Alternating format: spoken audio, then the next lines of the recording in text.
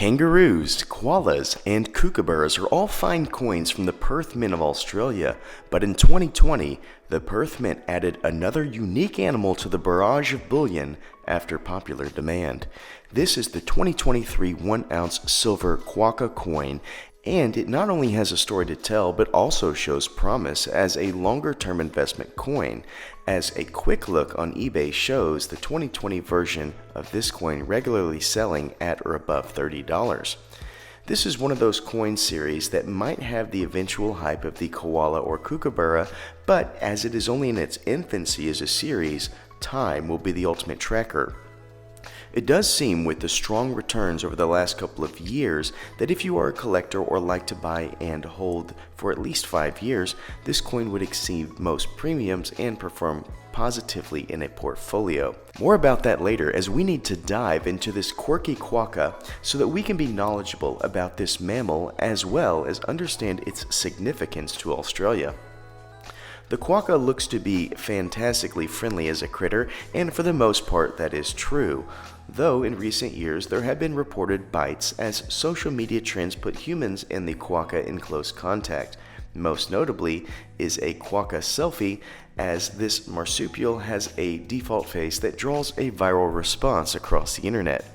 The quokka is technically a wallaby and a marsupial. It does have its own features that make it a bit more distinct from its springy cousins. As you can see, it kind of looks like a large cute rat in a way, and in fact, this critter can grow to the size of a house cat. It was actually mistaken for a rat by some of the first European explorers in Australia in 1696 by a Dutch sailor on an island outside of Perth. He saw many of these on the island and named it Eiland te Ratnest, or Rottnest Island, which means rat nest island in Dutch. It should be of note that there is evidence of natives on Rottnest Island dating back 30,000 years, but that is a topic once again for another video.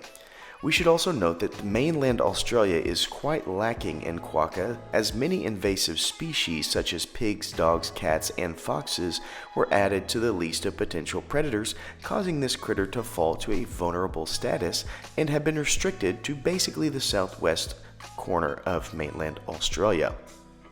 They are quite plentiful on the limestone Rottnest Island, however, as the only strong predator is snakes. Now that you know a little bit more about this bullion coin, let's place it on our 60-point scale to see if this is a coin you should consider for your stacker collection. When we look at the front, we are reminded of the recent past as Her late Majesty is present and ever focused. As the legend dictates, this is no ordinary coin on an ordinary year, but rather hosts the years of the Queen's final reign, 1952 to 2022. In my mind, this kind of acts like a privy mark, as it would only be found on this year's issuance of the series. We see Jody Clark's initials on the rear shoulder. I would love it if someone would interview him about the gravity of this chapter being over, but once again, a topic for another video. This being a Perth Mint coin, we are met with the utmost quality and purity. It is a balanced look, but also is more of a professional look rather than an artistic one.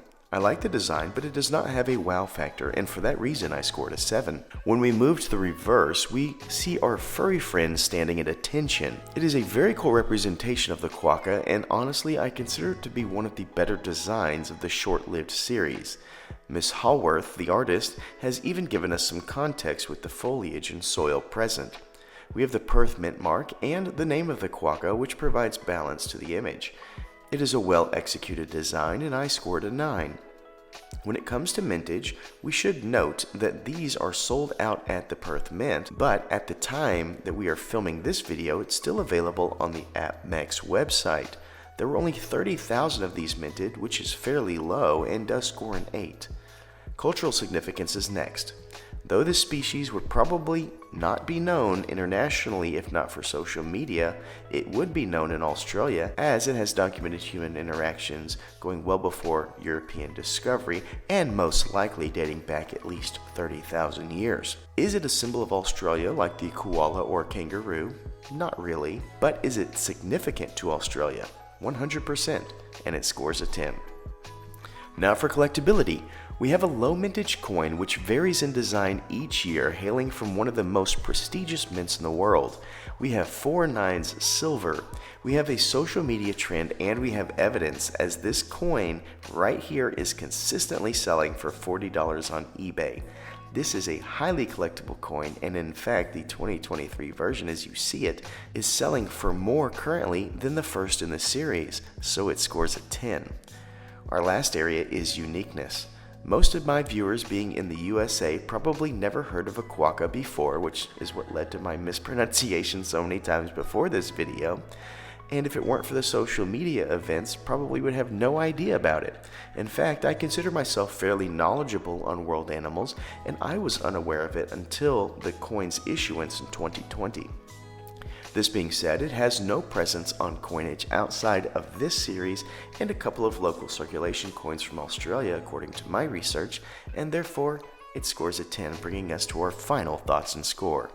This quirky quokka crosses the line at a stellar 54 out of 60, meaning it's an elite coin worthy of every collection. As laid out earlier, we've already seen evidence of this coin's magnitude over a year. It is selling well beyond most premiums on eBay and has a viral trend attached to it. It is also a cuddly critter, so if you have a wife or daughter you are trying to get into bullion stacking or collecting, this is a perfect gateway. It has been a pleasure to bring this coin to you, and as always, I hope you remember to stay classy and current with the culture of currency.